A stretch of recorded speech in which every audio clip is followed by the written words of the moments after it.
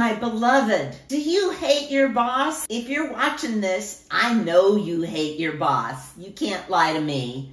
So let me tell you why you hate your boss, and let's move quickly on to what are you going to do about it. I'm going to give you 3 pointers on why you hate your boss. Tell me if they resonate with you or if they don't. The first one is they don't really hear you. You're talking and you feel like it's blah, blah, blah, blah, blah, and it's going in one of their ears and out the other. They don't really hear you. That makes you hate somebody. The second point is they don't really value you. This one comes up a lot. It comes up a lot no matter what. Especially if you're young, you kind of feel like they're looking at you like, oh, what do you know? You're only 26. Or, yeah, you may be 32, but you don't know what you're talking about. Or, in the reverse, you may be somebody who's in her 50s who has a young boss who thinks you don't know anything because you're old. No matter the reason, you feel like they don't really value you and what you have to contribute. And that just ticks you off, right? I mean, when someone doesn't value you, especially when your boss doesn't value you, that is hurtful, and that hurt turns into hate. The third one, I'm going to be generous to your boss about and say they are emotionally immature. That's the language I'm using to cover a whole range of sins, from them prone to something that the corporate world calls microaggressions, where there's just like a slight diss there, or they can't quite keep it together when they're around you. Quick story on that one. This is a long time ago. I had a boss who, for whatever reason, just could not control the fact that he was inordinately attracted to me and would actually tremble when I was around. He did not control himself emotionally. Anybody who's not controlling themselves, not a good thing. Actually, there's one more story about emotionally immature. Bosses who lose their temper are emotionally immature. So when they're emotionally immature, we expect our bosses to be at least as mature as we are. And what we hope is they're going to be more mature. They fail a lot of the time. So that's another reason why you hate your boss. If your boss, no matter how old they are, is not a grown-up. At the end of the day, the reason you hate your boss, I've given you 3 examples, but the reason you really hate your boss is that you don't feel like they respect you. They don't respect your offering. They don't respect you as a person. They don't respect your time. They don't respect your work. They just flat don't respect you. And in any relationship, when somebody doesn't respect you, easy to hate them, right? It's easy to hate them, and that erupts into all kinds of bad behavior. So given that I think we've established, tell me if I'm wrong, that you hate your boss, you just hate your boss, let's talk about some do's and don'ts, okay? If you hate your boss, in your head, you're already looking for another job. It's no different than being in a relationship and going just a tiny step past fantasizing about another person to thinking about somebody else regularly and then wondering if there's a better dating pool in another city. You start thinking about other people when you're in a relationship, and you start thinking about other jobs when you hate your boss. That is a really good thing. At some point, if you hate your boss, you're going to move on. And it's really a good idea to have your bags packed before you head out the door. I know that's true. I left once in a moment, on a moment's decision, and walked out. I would do that one again because that was an ethical issue, but still, it would have been better to be prepared. So if you hate your boss, just assume you're going to leave. Tell me in comments if you think I'm wrong. There is no reason why you have to stay. You're telling me that you have to stay because you can't find another job. You can't find another job who pays as much money.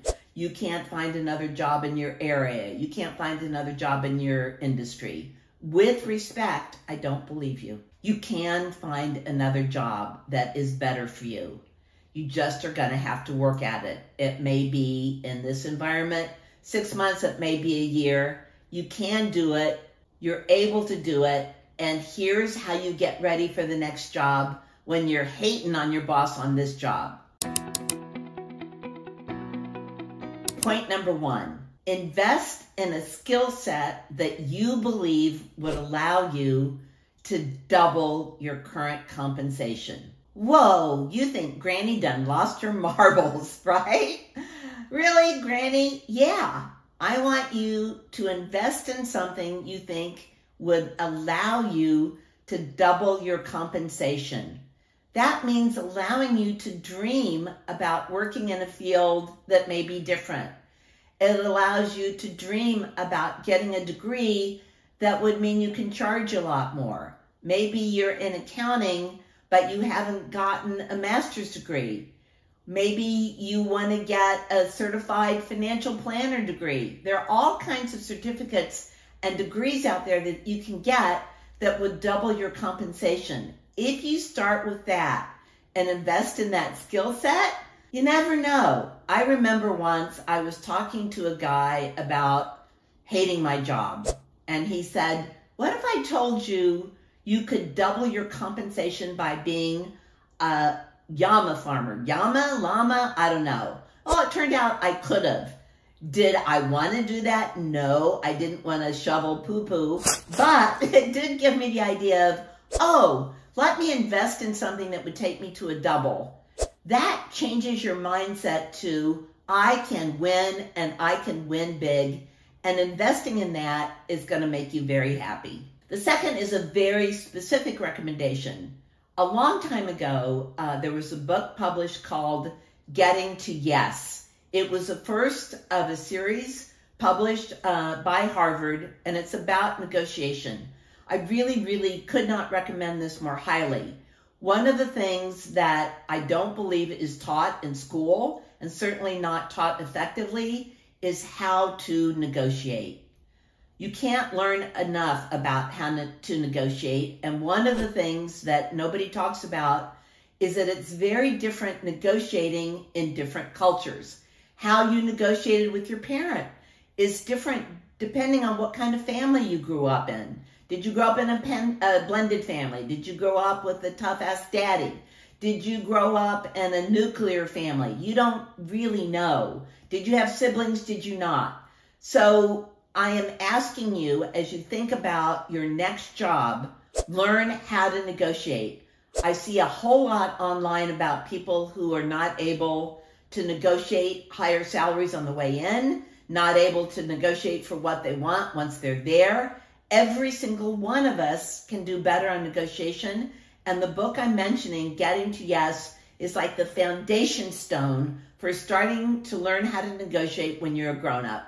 And then if you want to hear more, leave it in the comment and I can give you a reading list on learning more about how to negotiate. And in fact, we could do a podcast for you, or we could do a live stream on LinkedIn that really goes into detail on how to negotiate, because just saying, I want this, I want this, I want this, stomping your foot, metaphorically, is not going to work. I know, I've tried it. The third one is tough, but it's important. Stop investing any emotional energy in how much your current relationship with your boss is terrible. That means get off of social media, get off of Reddit and subreddits. Do not go ask anybody online if you're right and your boss is terrible. The more you think about how much you hate your boss, the more you're going to think about how much you hate your boss. You hate your boss. If what you're looking for is validation that you're right to hate your boss, I'll give it to you right now. You are right to hate your boss. You are right to hate your boss because it's your feeling. Are they a terrible person? Would I hate them? I don't know. It doesn't actually matter what they do. What matters is how you feel and what you do with how you feel. So if you hate your boss, chances are your boss hates you too. We tend to hate people who hate us. Not a good relationship. That's why I'm encouraging you to own your power by saying, I can do something else. I can do something else that rewards me more. My final note on this one is, if you hate your boss, write about it in your journal. Put some notes down about what is specifically triggering to you. If you find that you move on to another job and it's the same things that are triggering you, you're going to like having your journal, because then it's going to be time to go to therapy and talk about, oh my gosh, this boss I thought was completely different and they're still making me crazy. Well, that might be time to look in the mirror. So yeah, you're going to have bosses you hate.